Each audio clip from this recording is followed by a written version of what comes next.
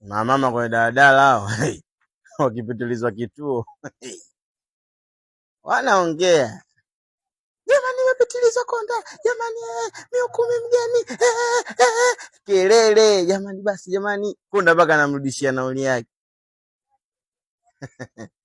anaenda kushuka alikoshuka huko. Ila kuna sisi malijendi, ukipitiza kwa kituo malijendi unabidi ukauke tu.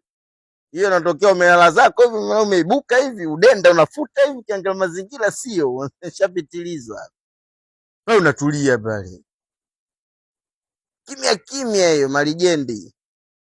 Ukiangalia mazingira hivi hapa shapitilizwa hapa, nikiona nani ndaonekana mshamba. Taratibu hiyo, naomba nipite.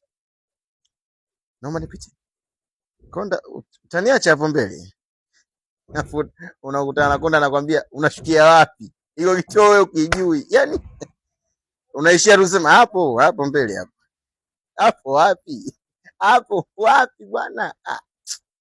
Nachanganya. Toka.